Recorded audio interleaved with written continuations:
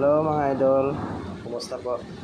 May ituturo po ako sa inyo tungkol sa kung paano i-stabilize yung video natin lalo na pag nakamotor tayo para hindi siya maalog-alog.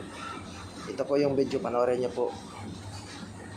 Una nyong gawin, punta kayo sa apps, yung editor nyo. Ako sa InShot ako nag-i-edit. Buksan natin. Tapos hanapin nyo yung video na gusto nyong i-edit. Yan, pipili ako ng isa.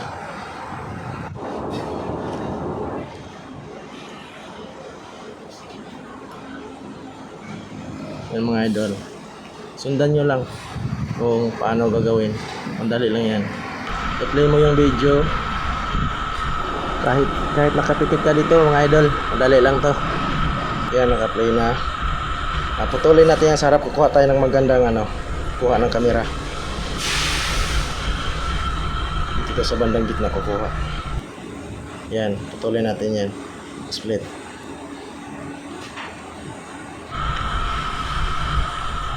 Yan ang i-edit natin. Madali lang to mga idol, para hindi na magalaw yung mga video nyo, lalo na pag kayo ay nakamotor. Magalaw po talaga pag nakamotor. Yan, putulin natin yan. Yan, yan po yung i-edit natin. Save mo yan. Tapos antayin natin mag 100%.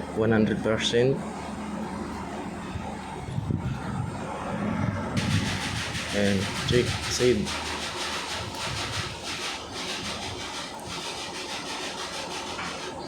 Tapos drops. Yan. Tapos punta tayo sa photos, yung sa Google. Sa photos. Kahit walang wifi, pwede po. Yeah, pwede po yun. Yan, pwede. Punta ka sa library. Yan, andyan yung video mo.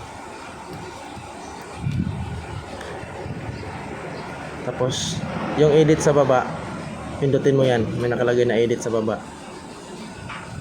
Yan, tapos yung parang square na yan, pindutin mo yan. Yan, antayin natin na mapuno yan hanggang sa dulo.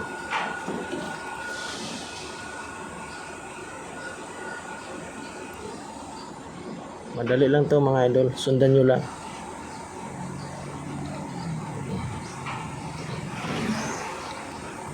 Hintayin lang natin na mapuno yung kulay na blue na yan. Ayan na, pindutin mo yung copy sa baba. Save copy. Ayun, hintayin natin kasi naglo-loading pa po.